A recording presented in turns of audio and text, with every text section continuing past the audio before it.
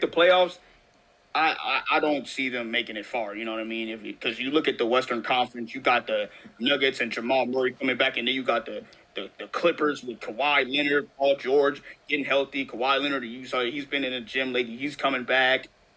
John Wall, and then you look at the New Orleans Pelicans. Zion Williamson is coming back. Yeah. You know, they got that big three, Zion Williamson, Brandon Ingram, and CJ McCollum. So the competition's at an all-time high. Don't forget about the Golden State Warriors. Yeah, Don't we forget can't about them. forget. We can't Don't forget forget. about the Memphis Grizzlies. Don't forget about the Western Conference is very competitive now. So if you're talking about are the Lakers a championship caliber team? They better show me something because they have a lot to work with. Yeah, I think if the season started today, their starting lineup is probably Russell at the 1, Austin Reeves at the 2, Bron at the 3, AD at the 4, Thomas Bryant at the 5. Now, Right. I think that with the Pat Bev trade, that kind of makes Kendrick Nunn expendable, who he didn't suit up in the regular season for the Lakers last year, so I'm not sure how much valuable assets they could get for him. I just think Right. the whole trade is just interesting. I get where they're coming. They wanted a guy with heart. They wanted a guy that Yeah. can provide defense. And Pat Bev is one of those guys you love to have on your team and you hate to play against.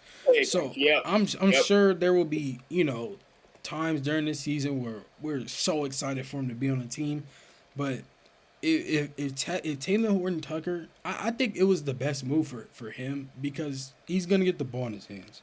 That like 100. he wasn't gonna get that with Russ, Bron, AD. Russ, Bron, or AD is on the court at all times. With the Jazz, I'm not sure if Taylor Horton Tucker starts. He probably doesn't because they have Mike Conley at the 1 Yeah. and Donovan Yeah. Mitchell at the 2. But he and Jordan Clarkson can run that bench lineup, and Jordan Clarkson's not a guy that needs the ball in his hands. Jordan Clarkson's always moving off the ball, and he's just a microwave. I mean, so Horton Tucker can really have the ball in his hands and really go to work. I mean, Exactly. I'm excited for him. I Because, like think you said, those few times that we've seen Tatum Horton Tucker with the ball in his hands, he's done something. He's done some good things with the ball in his hands. You look at the preseason, he got, you know what I'm saying? We've seen 30, 40-point performances out of him. You look at the last game of the regular season or the game before, whatever game, dropping 30, 40 points. When Taylor Horton Tucker has the ball in his hands, he can be, I think Taylor Horton, if they develop him right, he can be an elite level within the next 5 years, maybe even before that. I wouldn't be surprised. okay. Like, I know potential when I see it. So, yeah, I'm really excited for Taylor Horton Tucker. You know what I mean? So I think this was obviously really beneficial for him, but for the Lakers, guess we'll just have to wait and see how this works out for them. Yeah, like I had mentioned earlier, it's just crazy how just 2 years ago Taylor Horton Tucker one of the guys that the Lakers had deemed untouchable. Like they had signed him to a 2-year, $21 million extension, and they believed that he was going to be able to propel the Lakers and be one of those guys that like there were people actually believing that once LeBron was gone, THT and AD could be the future of the Los Angeles. Like that's how many expectations were set for him, partly because he played for the Los Angeles Lakers. But I think, he's had that potential. So I think it'll all be interesting, That's so, you know what I mean? That's why I said, you know what I mean? I'm excited for THT this season, you know what I mean? Yeah. All that potential. Like, 2 years ago, he was basically deemed untouchable. Yeah. So, and on top of that, like you said earlier, the Lakers are really good at scouting, but really bad at developing the players they scout. Yeah. So, I think the Jazz are going to develop him into a bright young star. I think he's going to do something great this upcoming season. And, hey, y'all better look out for THT, man. Look out for him. You know what I mean? Look out for him. You know what I'm saying? Yeah, he's definitely going to put himself on the map this season. Chet Holmgren is out for the entire season. You shake your head. Why do you shake your head, Zach? Because it's like here's what I was telling, the bros and stuff like that, right? In the Pro-Am game, right, when I think LeBron James was driving at Chet Holmgren, he missed a layup, fouled him. Chet Holmgren, apparently, that's when he gets injured. if he's getting injured like that against LeBron, imagine what people like Giannis and Embiid are gonna do to this guy. This man, hey man, it's not looking good for Chet, bro. He need to get in the gym and lift some weights or something, because that dude is Jesus Christ, man. Hey, Yeah. it's not looking good for him. But I think this injury, Chet Holmgren, obviously, devastating injury. I was one of the guys I was really excited for him. Mm-hmm. I really wanted to see him do something. This rookie year. I was really excited to watch him play. You know what I mean? 7'1", 7'2", and has guard skills and stuff like that. Really good basketball player. So it's kind of tough to see him go down like that. But I think Chet Holmgren is definitely going to use this to definitely become a better basketball player. He's definitely going to be in the gym more. You know what I mean? Working out more and do it. Once he's like done, like obviously rehabbing and stuff like that, then he'll get back in the gym, work, and we're going to see something special out of him, because I think the next season he's going to be technically considered a rookie since he didn't play. Yeah. That's but yeah. I think I've probably mentioned this to you. Like, I think at least for the first maybe let's obviously not playing this year, so maybe next year. I think for the first few years, like, his role in the NBA will be a help side defense. Like, I don't see him. They need the Thunder, if they play him on Joel Embiid or Jokic or even a guy like Jonas Valanciunas, like, they are gonna punish him. That's Serious. what I was saying. That's what I said. DeMarcus Cousins is gonna punish him. That's what I'm saying. So it's like, I think his role right now in the league is a help side defender, primarily playing the 4, because the power forward position it's a wide range right now in the game. Like, there's no, like, for example, point guard, the vision or the image of a point guard you would say is a guy that can play make, shoot the ball pretty well, attack the basket and create for others. A shooting guard is primarily a guy that can score the ball. Small forward, like, when we get down to power forward, it's a wide range. Power forward, we have guys from Giannis to guys like PJ Tucker. Spot up like Jay Crowder, you feel me? So it's like, it's a wide range. I think that if Chet, you put Chet on a guy like, let's use PJ Tucker as an example. If Chet's guarding a guy like PJ Tucker, he can really excel in a help side defender role where he's still getting 2 to 3 blocks a game. I can definitely see that. I can't picture him getting a stop on Joel Embiid. And I mean, to be fair, it's not many people that can get a stop on Joel Embiid. But I just think that he can't. He weighs. I know what you're saying. I think I know what you're saying. Chet Holmgren, I don't think he's gonna be able to make it difficult for those guys. Yeah, until and I hope that, like you mentioned, once he's able to get back on his feet, and obviously we wish him a speedy and healthy recovery. Once he's able to get back in the court, I hope he hits the gym, because I think if Chet hits the gym, I think he can be very, very dangerous. That's what I'm saying. Because look at Giannis. He came in the league skinny as hell, hit the gym. Now, dude is all bulked up and all that. And Giannis is probably one of the most, when you look at Giannis, and if you look at Giannis and say, I'm not intimidated by this guy, you are definitely capping. Yeah. You are 100% capping. You're like, Giannis, he imposes fear upon guys. You know what I mean? Just because of his physique and his stature. So I think if Chet really bulks up and gets in the gym and things of that nature, he's definitely going to be a really dangerous guy. And on top of that, Chet Holmgren is taller than Giannis. Yeah. So if Chet Holmgren bulks up, the league is in trouble. Yeah, coming into the league, Giannis didn't have anywhere near the talent that Chet has. Right. Giannis was just raw. He was just raw, a guy with plenty of potential, but he was raw. And so I think that if it's a big if, but if Chet could put on weight and really, like, every year in high school basketball, there's a guy who we look at coming out of high school that's supposed to be the next KD. They gave John Isaac that title of the next KD. Chet's gotten that title. It's like, bro, you can go back and watch Kevon Looney in high school, and I'm serious. Go back, watch Kevon Looney in high school. You think I'm lying? Go after we done with this podcast. Go watch Kevon Looney's high school highlights. You will think he was the next coming of KD. I'm telling you. I'm not gonna lie, I do hear that title a lot. Yeah, this guy's the next Katie. This guy's the next this. I'm not gonna lie, I do hear that. So that's not even far fetched, but it's still kind of funny. I'm telling you, Kevon Looney was cold. We seen him, even though Thon Maker didn't come straight. He came. I think I'm not sure if he went straight out of high school or he was international prospect or something like that. He didn't go to college though. But yeah. I'm telling you, Kevon Looney. Look, I don't know if you can read that, but it says, "Is Kevon Looney the next Kevin Durant?" I'm telling you, bro. Kevon Looney was that man in high school. Yeah. And now he gets to the NBA. I don't think I've ever seen him take a jump shot before since he's been in the NBA. I don't think I've ever seen him take a jump shot. I don't even see him move. Like, bro, watch it. Go. I'm telling you, Zach, you gotta watch his highlights after, bro. Watch how he's moving in these highlights, and watch how he moves today. Yeah.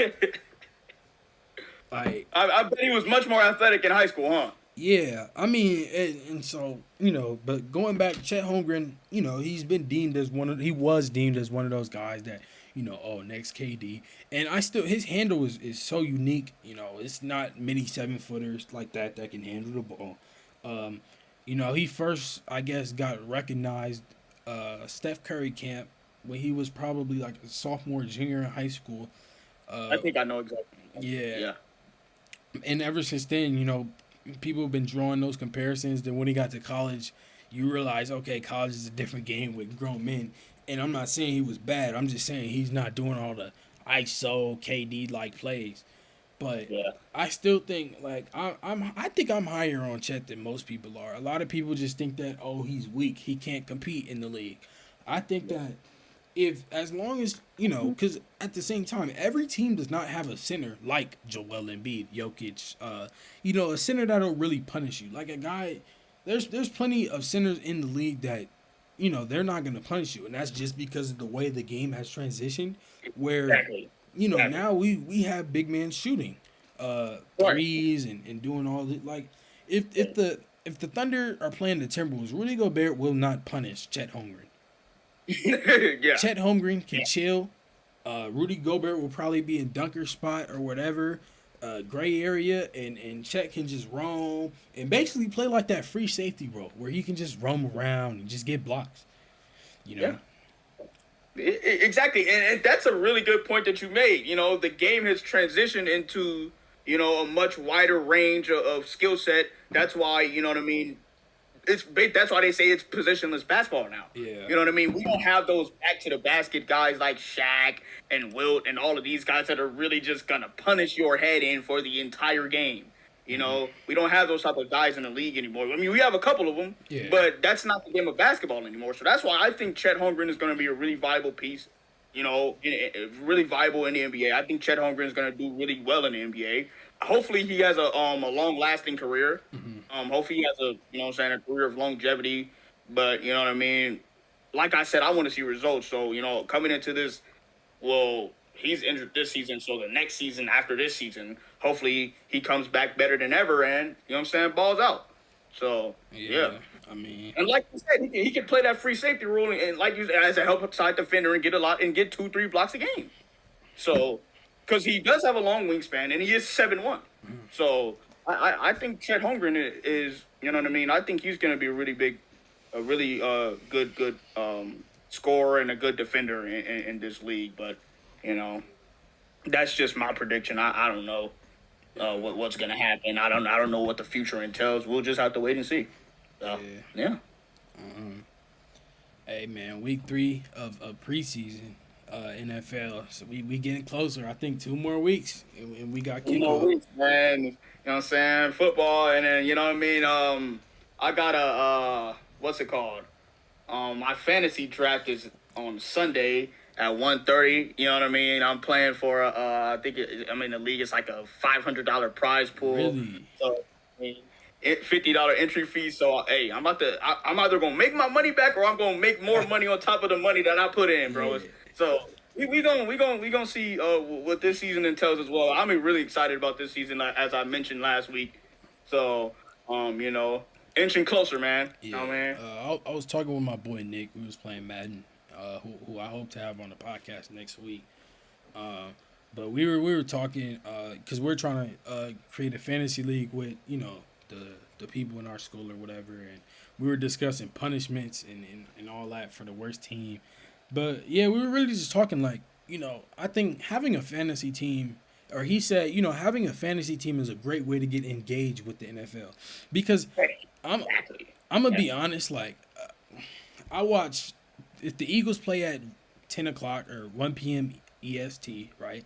I wake up, watch the Eagles game, and then I try to, when the 1 o'clock games come on, or like the 4 p.m. for the Eastern, I try to get my homework done, although it never happens, and then I'll normally tune in to the Sunday night game, depending on who's playing. But other than that, like that's like 3 games out of like just 32 teams. Maybe there's 2 buys, so that's like 14 games, 15 games. So I really like. I think that's definitely a way. I want to just get more involved. Like I know way more basketball than I know about football, and I still think that I know a good amount of football, but. Like, with basketball, it's like that. With football, you know what I'm saying? Like, I still got to get there. That's not to say I don't know the game. I'm not knowledgeable. But I just have an interest in basketball way more higher, and I really want to, level it out. Yeah, and I obviously the same with me, because last season, interesting thing. So I was in a fantasy basketball league with some dudes from my school and other people, and I started off the season 1-6 actually. You know what I mean? I was really bad, and then I ended off the season 14-6, and then won the championship, and then won I think like $40-$50 or something like that. So I know a lot about way more basketball than I know football. But I still do know a good amount of football to where I think I can win a championship this year, because I did a mock draft, I think like yesterday at school or something like that, and I drafted my team. That team was tough. I drafted because I got the first pick. So I had Jonathan Taylor, Elijah Mitchell. My quarterback was Patrick Mahomes. Our receivers were like Chris Godwin, Mike Evans, and like Adam Thielen or somebody like that. And, like, my team was just stacked across the board. So I'm really excited about this. And like you said, you know what I mean, with the fantasy sports, it provides a lot more. You want to be more engaged. With the sport. So. That's why I play fantasy every year. And, and even then, like, competing for money is even better, because, like, usually, like, what happens was, a common thing that happens was when you don't compete for money, people quit. Most of the people, they stop not caring, not setting their lineups, just not caring anymore. Then it becomes boring and stuff like that. So, when you compete for money, it makes it more competitive and more fun and more, exciting and things of that nature. So, fantasy is a it's a good thing. That's why Nick and I we're trying to discuss punishments. Like, we want to make it to where, like, hey, you got to sign off and say, I agree that if I am last place in this league, no matter what, I will complete the punishment.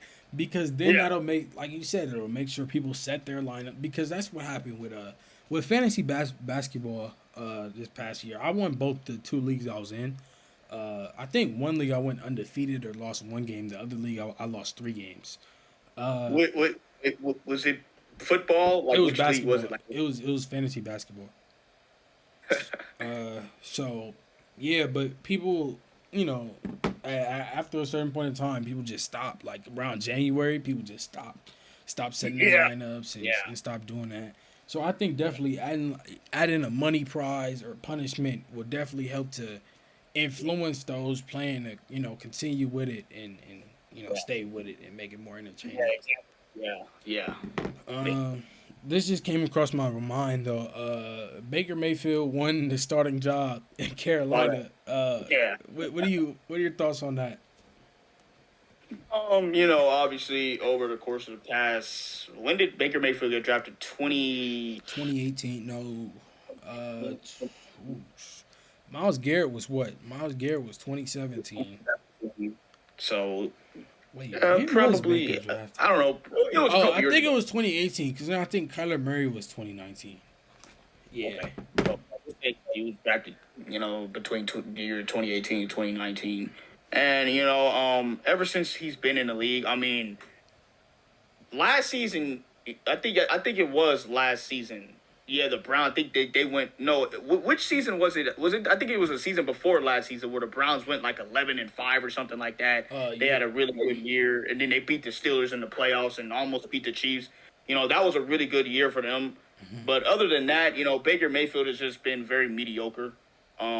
He hasn't really done anything special, I guess. So I think Baker Mayfield really needs to use this opportunity to, do something special, show us something. Because, you know what I mean, we don't. Let's be honest here. Nobody has high expectations for Baker Mayfield. You know what I mean? Nobody has high expectations for that guy. So, you know what I mean? He's going to have to show me something. He has really good receiver. I think they still have Robbie Anderson, correct? Yeah. Yeah, they still have Robbie Anderson and DJ Moore. So he has two really good receivers right there in his laps. Let's see how he utilizes them. But when we look back when they had the Cleveland Browns, he had Jarvis Landry and Odell Beckham on his team along with Nick Chubb. And, other than that one season, he hasn't really done anything. So, I just expect Baker Mayfield, if he can give me at least 25 touchdowns with a low touchdown to interception ratio, I'll be fine. Yeah, You know what I mean? I think Baker Yeah. Mayfield is in the same position that Sam Darnold was in last offseason. Literally, it's like identical. Exactly. Because the whole thing with Sam Darnold was, he played for the Jets. Trash organization. Head coach was Adam Gase. And just overall, it was like a bad situation. And then he came out this year. I think he started off pretty solid, and then he was just bad.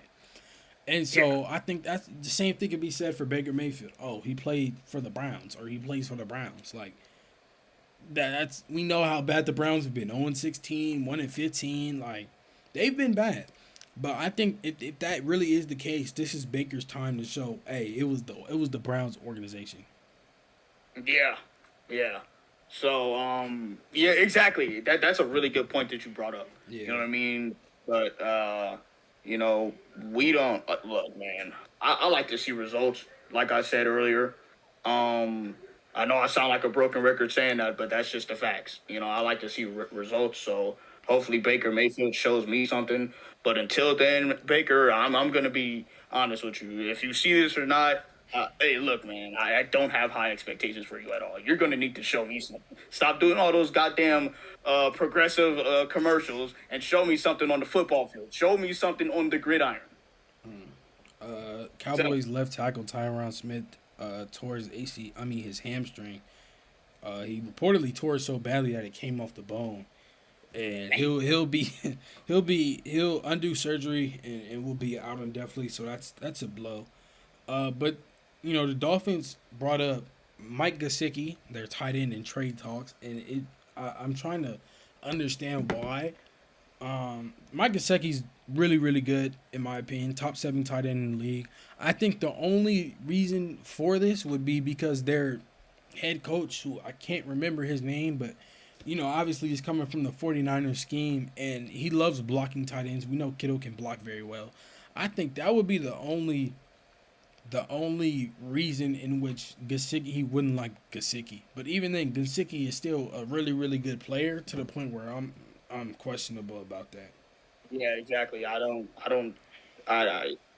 bunch of question marks in my head right now. Like you said, you top 7 tight end in the league. I think he's really good.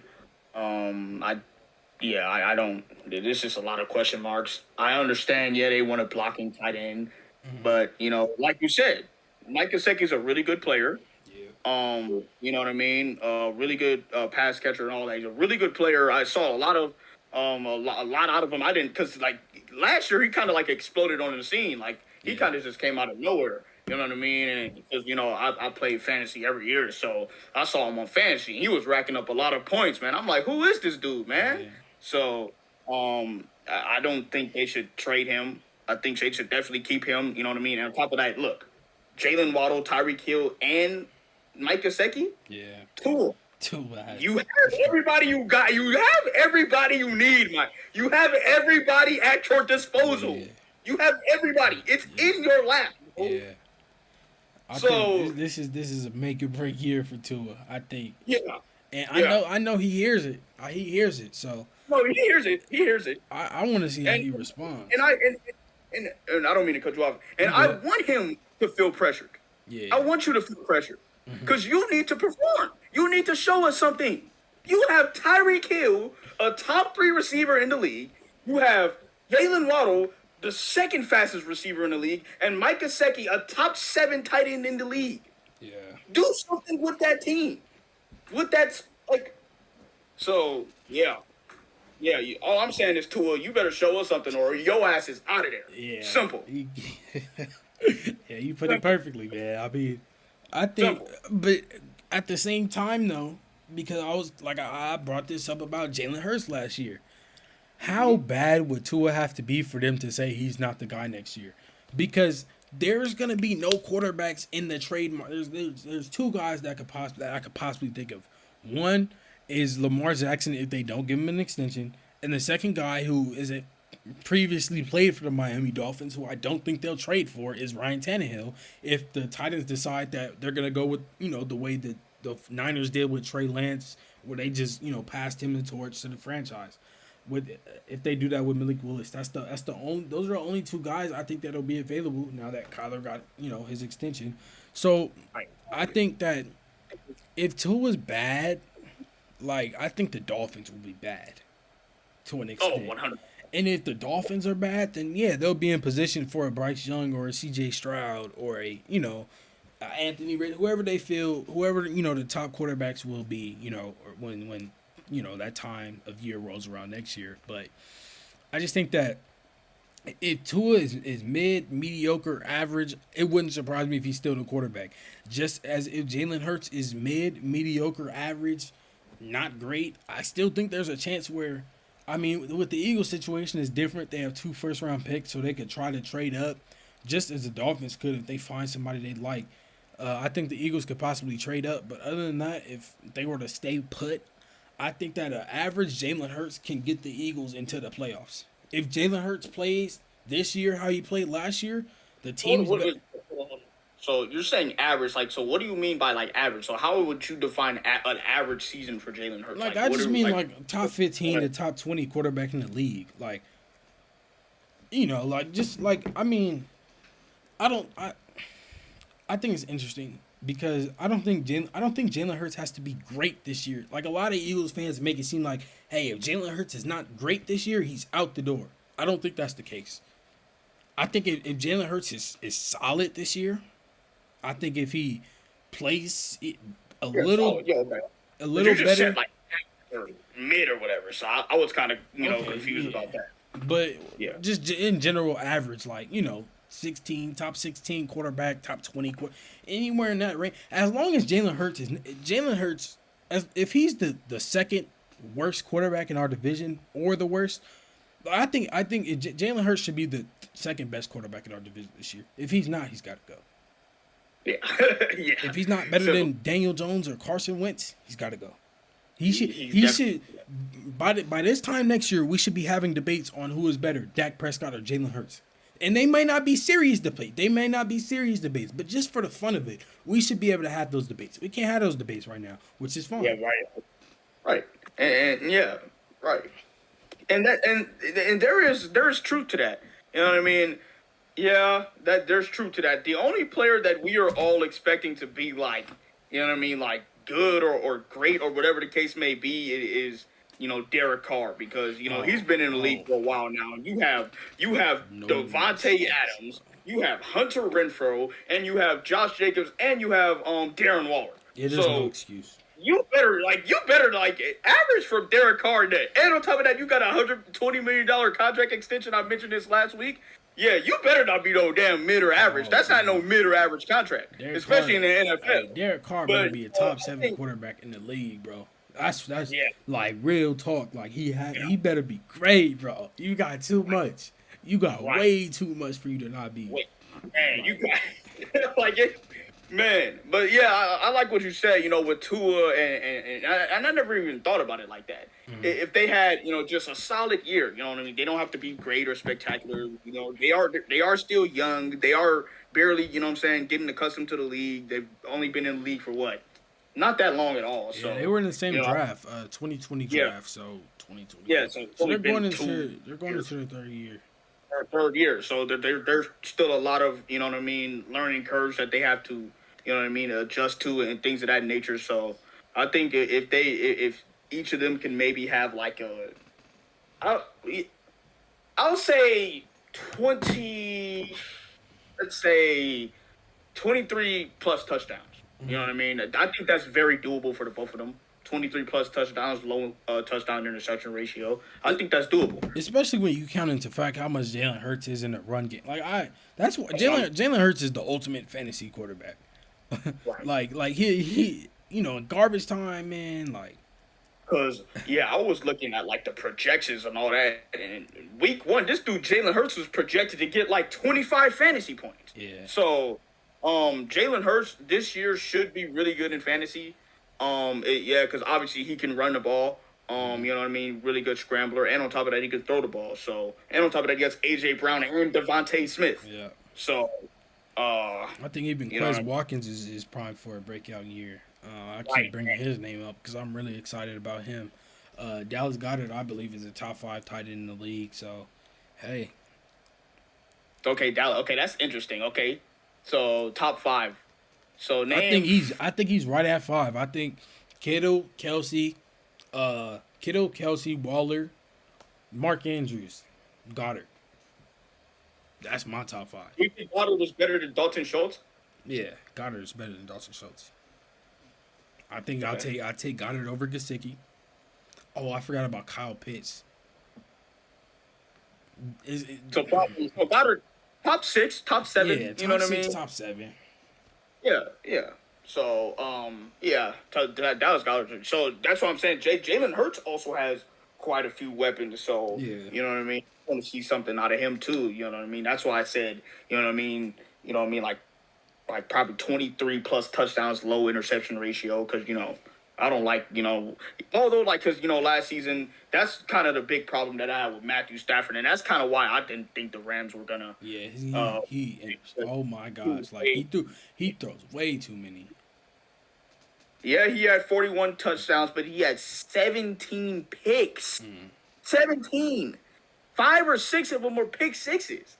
That's what really kind of, that's what really kind of, that's why I didn't have much faith in him in the playoffs. But you know what I mean. Obviously, he showed up, and obviously the Rams, obviously they're Super Bowl champs. So, in the end, but like I was saying, yeah, I'm excited for Jalen Hurts. We'll see.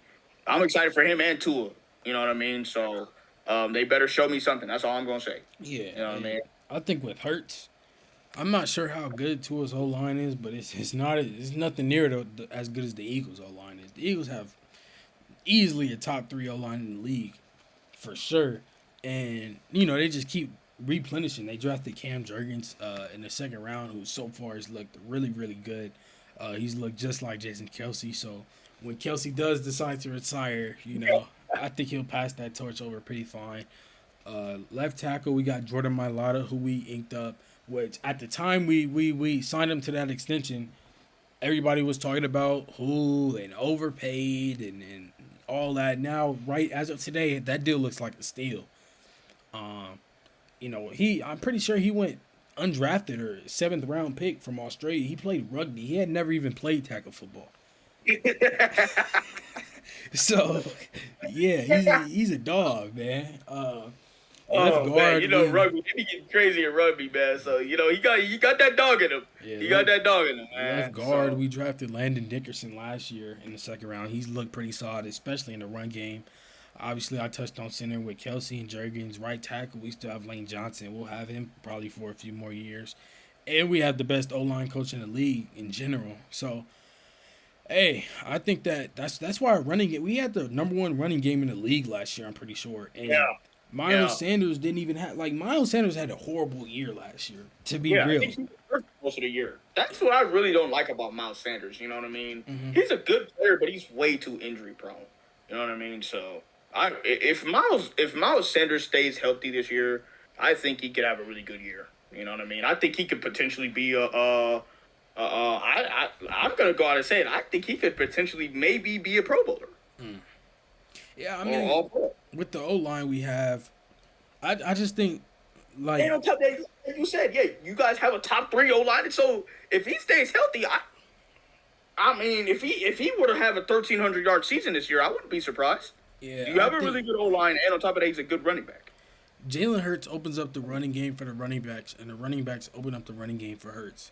So Exactly. it works so well. I just think I think that if Jalen Hurts plays, so with Hurts I have the how can I word this, like what I think he will be, the max I think he can be, and the worst I think he can be. I think if in a world where he plays to that best, I definitely can see us winning a playoff game, maybe 2 for sure. I think that we can win the. If Jalen Hurts is average, I think we can win the division. If Jalen Hurts plays how he plays last year, I think we can win the division. I don't think that the Cowboys, they lost a lot. Like I said, Tyron Smith's out the whole year. They lost Randy Gregory. Yeah. We got that. Yes, sir. You know what I mean? We got that boy Randy Gregory, you know what I'm saying? Denver Broncos, man. Let's ride.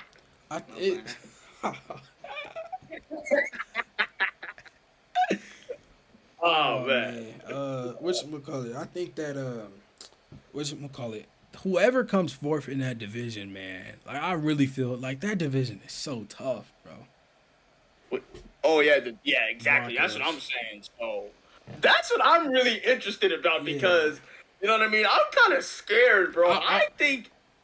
Oh, I would hate to be bro. a fan of a team in that division, bro. See, you know, for me as Eagles fan, man, it's been easy. I've been in the NFC East. Bro, you don't even have to have a winning record to get to the playoffs, really. Yeah, because I think a couple years ago the Redskins were like 7-9 and made the playoffs. Yep. So yeah, but our division, because everybody in that division plays each other twice. So man. I mean, we'll have our yearly hiccup where we lose to the Giants. It happens like every year. We'll probably lose to the Commanders. But I expect us to at least steal one of the Cowboys games, whether it's here, in Philly or. I think you guys could sweep the Giants. And my bad for interrupt, but I think you guys could sweep the Giants and the Redskins and maybe steal one. So I think you guys could win 5 out of the 6 games. I think we the could. Cowboys beat you guys once. I think we could too, but I don't think we will. We're talking about the Philadelphia Eagles, so anything, that is true. Anything can But like happen. I said, I do have high expectations for the Philadelphia Eagles because I do have a lot of faith in Jalen Hurts. So that's the only reason why I came to that prediction. I have a lot of faith in Jalen Hurts. I like what I see in Jalen Hurts, and I think Jalen Hurts is going to be something special in this league. But we'll never know until he shows us something. Yep. So yeah. No, man. Yeah. Anything else, man? Anything else on the agenda? Oh, man. What should we see? I just can't wait, man. I just can't wait for the season to start. College football, I think, starts this weekend, if not next weekend. So I'll probably tap into that just so I can see some football. Yeah. I told you I'm getting a new TV, man. Like I'm locked in, man. We're gonna be mid-pod. I'm gonna be looking up right there. Mid-pod looking up at the TV, man. You know what I'm saying? So, yeah, man. I think I might start watching college football because college football is like, bro, almost every year it's like really exciting. Yeah, so, I'm telling you, college football is more entertaining than the pros because like every given night or every given day, like an upset can happen, and it means so if the Jaguars beat the Chiefs or if the Falcons beat the Chiefs, nobody cares. Like, real talk, Mahomes just had a bad day. Oh, well, we'll move on to the next one.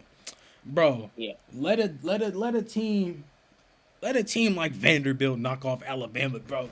Yeah, the world is going to go crazy. Oh, my God. Vanderbilt winning the national, it's going to be crazy. Yeah. That is true. That's a really good point that you Even made. then, that's why college basketball is at the top. I think March Madness is the best playoff type tournament type thing in the world by far. When St. Peter's was beating all these teams, man, we went crazy, bro. Everybody was like, who the hell are these people? Because like, where did they come from? When it comes to the NBA, like in the NBA well, the NFL is more like college. In the NBA, the best team will, for the most part, win the series, right? Because that's why we've seen these 8 seeds, 7 seeds take game 1, and everybody goes crazy. Man, those teams don't care. The best team will always win because, or for the most part, they'll win because they can game plan. They can go back, look, what did they do? What did they not do? How can we exploit this? And then boom, 4-1, gentleman's sweep. Right. And so with the NFL, like, we've seen upsets because it's one game. You go watch film, you take what you can from that film. Maybe you're lucky if you played them before the season. If you haven't, it's harder. But you take what you can from that film, and if you lose, hey, you lose. There's no going back and, okay, what did we do wrong? You going fishing. Exactly. Yeah, going fishing. So, yeah, college football is definitely really exciting. I definitely need to tap into that, man. You know, because I like watching professional sports, but college, they definitely play, man. Which is why, like, before this, we have NIL deals now and name image likeness, so players can make money off of their names and all that. But before that, like, in college football, we constantly see players going to the same schools: Alabama, Clemson, Oklahoma, Ohio State. In college basketball, players was going everywhere because it's like, hey, all 64 teams make the tournament. In college football, 4 teams make the playoffs. Yeah. So it's like in college basketball, you can go anywhere and make the tournament. That is true. But now with NIL, it's starting to get more spread out. Players are maybe staying home or going somewhere where you wouldn't normally expect them to go. But I think that just the whole, college football atmosphere, college basketball atmosphere, it's definitely more like exciting than the NFL. Yeah. I think the NFL can be more engaging because you know everybody, you know all the players, you know who they are, but you won't really catch me turning on a random NFL game, like I said, unless they got a fantasy player on my team or I'm doing homework and I'm really bored. That is college, true. Or unless, like, you know what I mean, like some 2 really good teams that's like if it's like the Chiefs versus like the Chargers or you know what I mean, some really exciting game that everybody wants to watch, that everybody's talking about. Other than that, then it's like, it's whatever. Yeah, so. Like college football, bro. It's always good. Every week it's a good game on. Like, it's just, man, like, there's times where I'll watch one of my favorite teams and I'll just be flipping back and forth. When the Eagles are playing, I'm glued to the Eagles. I don't watch nobody else. College football, I'll be flipping back and forth, man.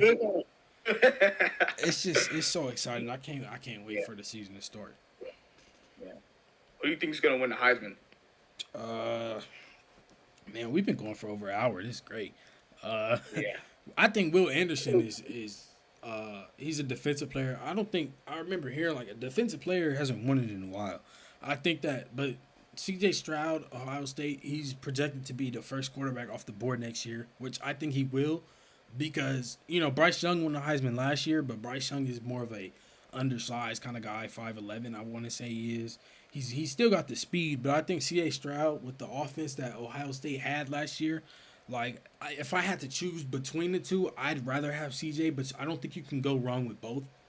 But, yeah, I think C.J. Stroud, Bryce Young, and then Will Anderson will probably be the top 3 candidates. Will Anderson and Bryce Young both go to Bama, and C.J. Stroud goes to Ohio State.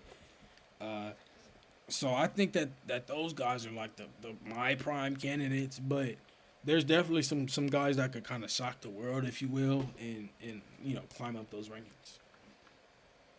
Yeah, I'd probably say either between Bryce Young and C, because they've been the talk of the century so far. Yeah. So I think it might be those two guys. So. I remember at it was either Garrett Wilson or Chris Olave's pro day. Many scouts were asking about the quarterback. The quarterback was C.A. Stroud. He wasn't draft eligible. Like that just goes to show you how much talent he has. He both those guys, Bryce Young and Bryce Young went to Modern Day. And then So you did not know that. Yeah, he went to Modern Day? Yeah, he went to Cathedral first. For the first 2 years, he went to Cathedral, then he transferred to Modern Day. That's crazy. I did not know that, bro. And then I didn't know he was from out here. yeah, and then I want to say Stroud went to Rancho Cucamonga. So both guys are from Cali. Okay. Yeah. Yes, sir. Man, dude.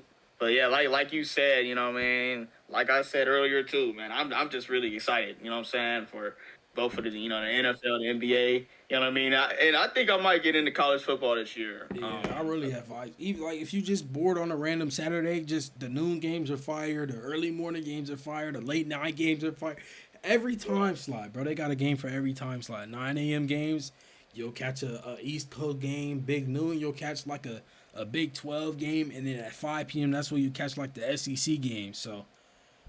Yeah, so I'm definitely gonna, lock into that because, I do hear a lot of these folks, sitting here talking about college, and I'm just sitting there because, I don't watch college at all. I only watch professional sports. You know me, I can talk about basketball and the NBA and the NFL for hours, but, when it comes to college, I'm not really knowledgeable of that, so I definitely want to become more knowledgeable of that and, talk with the, the bros about it because there are a lot of my friends do watch college, so... and including you, so you know what I mean. I definitely want to, lock into that. And I think eventually when that time comes around, we can even do mock drafts and and give our thoughts on those things. So yeah, I'm just excited. It's a lot of big things to come. We'll get a lot of more people out here. Like I said, I'm gonna try to get the homie Nick on here next week. I got people that want to be on here, so yeah. Once again, if you're watching this and you want to be on here, you could DM, go into Discord. I feel like sometimes the Discord link, it becomes invalid. If that is the case, you could just leave a comment or DM on Instagram and just let us know that the Discord the Discord link is invalid, and I'll make sure to fix that. So yeah. Hey man, thanks for tuning in, man. It's the episode 2. Episode 2 in the books, man. Yes, sir. This is cool, man. Episode's gonna keep getting longer though. I think it's just cool though, man. Yeah. But hey, man, we'll catch y'all next Saturday. Catch y'all. Yeah. Hey, what's my boy Jordan? Happy birthday too, man. Yeah, man. Boy turning 16 next week. Tomorrow. 16. Yes, sir. Man, we finna go Big 16, catch man. Yeah, go mess with your boy. You know what I'm saying? Send him a DM on Instagram. Tell him happy birthday, man. Yes, sir, man. That's my guy right there, man. So, day one, Zachariah Cox, man. Yes, sir. You know what I mean? For sure, man. But thank y'all for tuning in. And we'll catch y'all.